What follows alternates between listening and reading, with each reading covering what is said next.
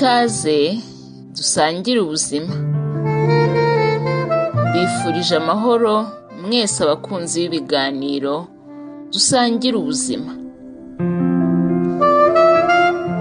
Tugeze mu kiganiro cya kane ku nsanganyamatsiko kuki utarashaka.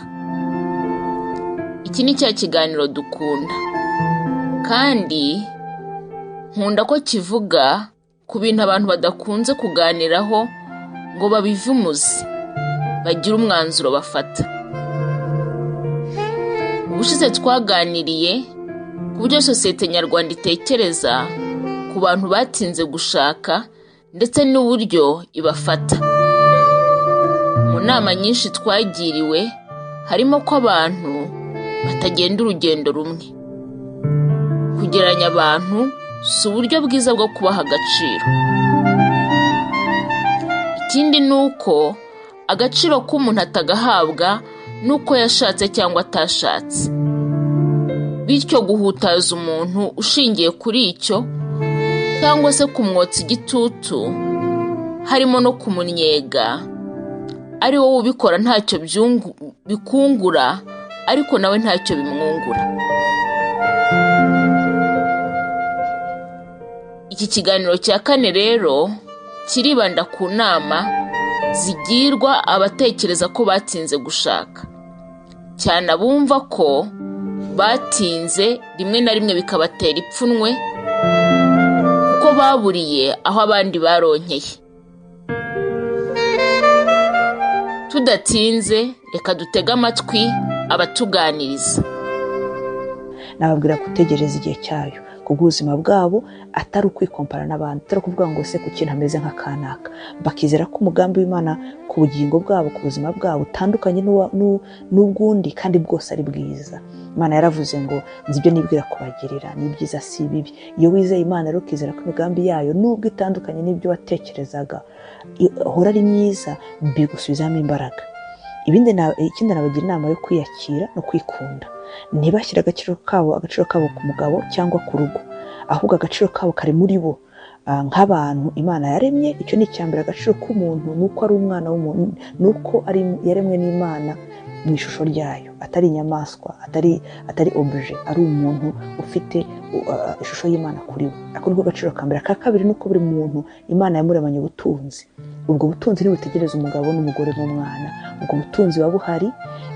Rero uwo muntu yakiyakira, akikunda, akanezezwa, akanyurwa n'uburyo Imana yamuremye n'ibyo yamuhaye, haba hari umugabo haba hatari umugabo, haba hari abana haba hatari abana. Ikindi nabasaba gukomeza mu buzima bashakisha ibibungura n'ibibateza imbere mu buryo bwose, yaba mu buryo bw'ubwenge, yaba mu buryo bwo mu mwuka, yaba mu buryo bwa sosiyali bw'imibanire y'abantu. Mu buryo bwose umuntu agakomeza yiyubaka, ntaparike ubuzima bwe ngo ategereje umugabo. Nibuka ko ari ikintu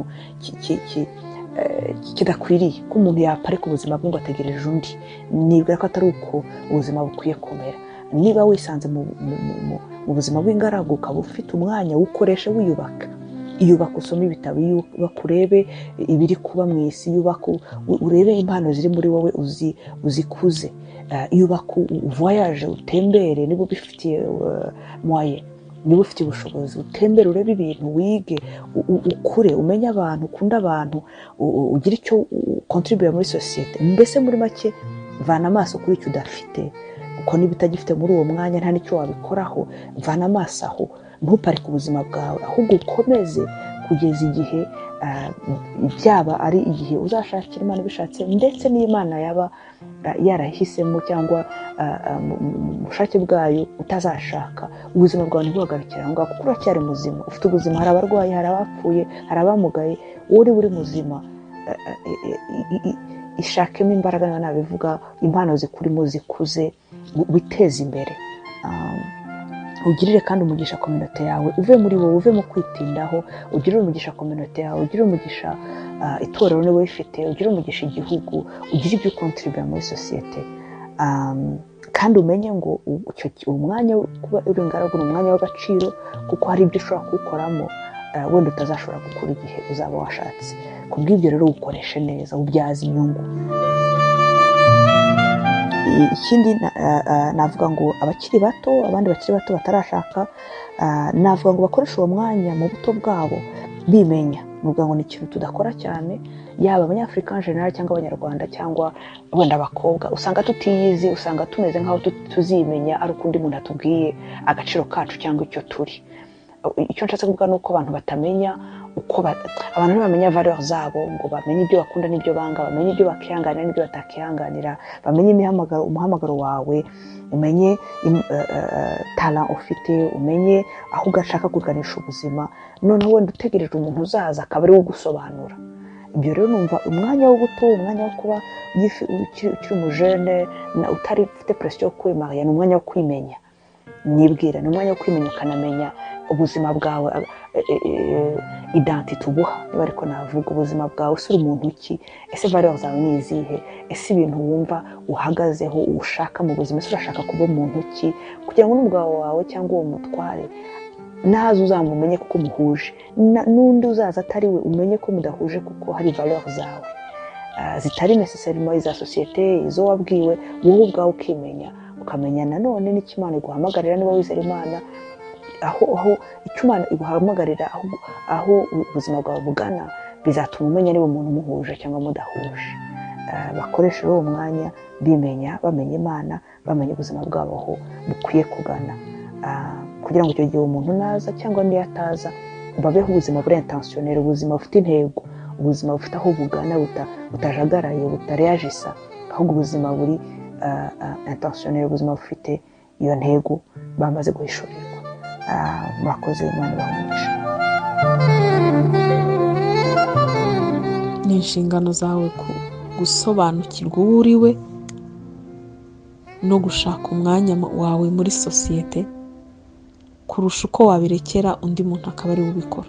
Nubirekera sosiyete ukarenza imyaka 25 cyangwa 30, sinzi iyo abanyarwanda bavuga ngo ukwiye kuba warashatse kuri iyi, bazagushyira mu gatebo k'abantu bimbura mumaro. Niba gushyira mu gatebo k'abantu bimbura mumaro, nawe akaba ariko wibona, bivuga ngo n'imishinga yawe yose igomba guhagarara kuko nta kamaro gifite, kubera ko ariko abandi bantu babisobanuye ari nako babibonye.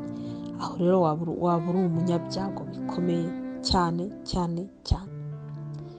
Ntabwo kuba utarashaka bikubuza kubaka, ntibikubuza gukora imishinga, ntibikubuza kugira ibyo wubaka, ntibikubuza gukarishya ubwenge bwawe, ntibikubuza gushaka akazi keza niba ari akazi, cyangwa se no gutangira imishinga, no gutangira gutekereza n'ejo hawe hazaza no mu masaziro yawe. Ibindi byose ni umugisha utangwa n'Uwiteka. Inama nabagira ni uko bakwima amatwi abo baca intege. Ikindi, ntibakwiriye gufata icyemezo kireba ubuzima bwabo mu nyungu z'abandi. Bakwiriye gutekereza neza mbere yo kwinjira mu mushinga ukomeye w'urugo nta marangamutima. Ikindi kandi, bakwiriye gukomeza kugendera ku ntego zabo apana iz'abandi. Ikiruta ibindi navuga ni uko bakwiriye gusenga no kwizera Imana ikabayobora, kuko ariyo itanga urugo rwiza pe. Icyambere, mu by'ukuri buriya mu buzima ikintu gikuru kiruta ibindi byose gifasha umuntu kubaho ni umunezero wo kubaho, ni umunezero wo kwishimira kuriho, kumva ufite impamvu yo kubaho. Uwo munezero rero buriya cyewe nabonye umunezero wo kubaho wizewe, uramba, utangwa n'agakiza, utangwa no gukizwa, kwizera Yesu Kristo, umuntu agakizwa agahabwa ubugingo buhoraho, akabaho muri ubu buzima azi yuko na nyuma y'ubu ngubu hari ubundi buzima abikiwe. Turabanza twemeranye yuko nabyo kandi ubyakire yuko gushaka ari byiza. Nanone twemeranye yuko si byo bihesha umuntu agaciro ko kubaho. Ntabwo umuntu bwuzuye kuba uri umuntu wuzuye ufite agaciro bisabye kuba warashatse. Icyo rwose ubashije kukimanura mu bitekerezo kikajyamo, nubwo utegereje gushaka, ariko ko icyitwa agaciro ko kubaho utagikura mu gushaka, wabonye inkomezi zikomeye. Gushaka ni umugisha Imana itanga, ntabwo ari ibintu umuntu akorera ngo bibe biva mu bushobozi bwe, hanyuma nakora kino na kiriya na kiriya gushaka bimukundire. Hari ijambo ry'Imana riri mu Migani igice cya 18 umurongo wa 22 rivuga ngo ubonye umugore mwiza aba abonye ikintu cyiza, niko bavuga ngo abagiriye umugisha kuwiteka. Iryo jambo umugisha mu zindi ndimi bavuga favor cyangwa faveur mu gifaransa no mu cyongereza. Bijya kuvuga ngo ni ibintu Imana itekereza yo ubwayo ikabona n'umugisha yaguha ku bwa faveur yayo. Ntabwo rero ari ibintu umuntu avuga ngo abifite mu ntoki ze, no gukanda hano na hariya ugakora kino na kino na kiriya bigakunda. Ndabizi yuko abantu benshi bakura mu busore bumva hari ibintu 2, 3, 4 azi umubare azakora, hanyuma yabikurikiranya neza, yabitondeka neza, yabihagararamo neza, gushaka bigakunda, cyane cyane ko haba hari abandi yagiye yumva ubuhamya aba yarumvise bw'ababikoze nka gutyo, bakabitondeka neza bikabakundira, bakasigara rero bashishikariza abandi bati itonde nawe ubikore gutya, kora iki na kiriya uzashaka bizakunda. Cyangwa se bakavuga ati kuba byarakererewe, kuba warakererewe ni kubera wishe iki n'iki na kiriya. Ibyo bintu rero hari ingorane ebyiri bitera umutima, arizo ngira ngo urwanye kandi utsinde kubwo kwakira iriya nama y'ijambo ry'Imana. Ugomba kurwanya umutima wo gusharira. Kwakira k'umugisha, ko gushaka ari umugisha Imana itanga, byagufasha gutsinda umutima wo gusharira cyangwa wo kwicira urubanza. Gute? Iyo umuntu nyine abona ibintu abandi bagerageje bakoze bikagenda neza, nawe akaba yarakoze nk'ibyo bakoze cyangwa binabiruta, we bikamwangira, agira gusharira, akibaza ati kuki Imana ngiye yagenje itya, se ntabuze iki, se Imana ingaye iki, se kuki Imana ntinkunda, ibintu nk'ibyo. Uwo mutima wo gusharira rero rimwe na rimwe uteza ishyari, utera kutanezerwa, utera kutishima, noneho ukananiga rero bwa buzima wagomba kubaho. Cyangwa se hakaba igihe usubiza amaso inyuma, wareba uburyo wabayeho muri iyi nzira yo gushaka, ugasanga hari ibintu nawe wakwita amakosa cyangwa kujirwa no kwibeshya wabigizemo. Ibyo nabyo iyo umutima ubyakiriye kandi nyine uri mu ngorane nk'iyi, ugucira urubanza, ukavuga uti si wowe wabikoze kuri ya sesi, ni wowe wabiteye. Ariko icyo ijambo ry'Imana ritwereka nyine ni uko mu Mana nanone Imana ifite ubushobozi bwitwa gucungura imibabaro yacu, nyine no kutubabarira ibyo twajijwe cyangwa twakojeje, mu buryo ayo makosa atari yagira ijambo rya nyuma mu buzima bwacu no ku mugambi Imana idufitiye. Kwakira rero ko Imana ari yitanga uwo mugisha byatuma uvuga ngo okay, ubwo ari yitanga uwo mugisha, ubwo yarawungeneye, nanjye bizakunda, cyangwa se nibitanakunda nta kindi nabikoraho, kuko nyine umugisha n'Imana imutanga, ubwo ntabwo nabirwanirira, ahubwo nzatuza menye kubwo niba itabimpaye hari ibindi yangeneye. Ndakomeza rero ntegereza.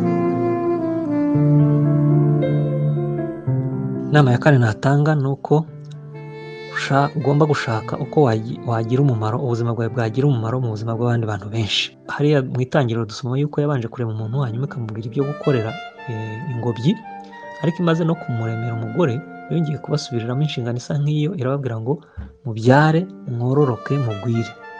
Iriya jambo mwororoke mu zindi ndimi nko mu cyongereza bavuga ngo be fruitful. Kuba fruitful rero uko mbyumva ni uko umuntu agomba gukora noneho akagira umusaruro. Yego no kubyara nyine nabyo ni umusaruro, ariko kuba fruitful birenze gusa kubyara. Shaka rero ukuntu ubuzima bwawe nyine bwakororoka, bwaba fruitful, bwagira umusaruro mu kuba uri umuntu ubereyeho abandi, ukora ibizanira umunezero abandi. Ibi ngibi ubwabyo hari umunezero bizazana, kandi rero mu by'ukuri uko njya mbyitegereza, iyo umuntu nyine ari umuntu uri waringanije kugira ngo afashe abandi, hari igihe muri abo ngabo afasha abaha serivisi, abitaho gusa kubera ko ashaka kubaha urukundo, ari naho havamo Imana ishobora gukuramo nyine uwo mushobora kujyana. Ariko reka bye kugaragara nk'aho ariyo ntego, ari wo mubare uhora urimo mu gihe ufasha abandi. Barakoze cyane, batugiriye inama nziza. Inama y'ingenzi ni ukugira icyo ubereyeho. Intego y'ubuzima bwawe igutera umwete wo kubaho unezerewe kandi uri uw'umumaro. Iyo wishyizemo ko agaciro kawe uzagahabwa n'uko washatse, nk'uko njya numva mu mvugo ivuga ngo ugahindurirwa izina, iyo utarabigeraho ntabwo ubaho, uba mu cyo nakwita survival mode, cyangwa se ukaba umeze nk'umuntu ugeze mu mayira abiri ukabura icyerekezo ufata maze ugakomeza ukahazenguruka. Ntabwo ariko biri, uri uw'agaciro. Kandi abantu baragukeneye kurenza uko babitekereza. Nutangira kwikunda no kwiyakira maze ugakorera mu mpano zawe, ubuzima buzakuryohera.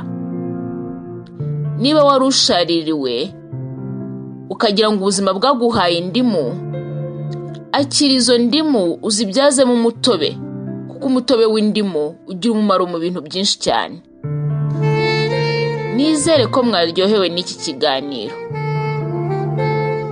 Rwose ufite uburenganzira bwo gutanga inyunganizi muri comment ndetse no kuba wabaza ikibazo.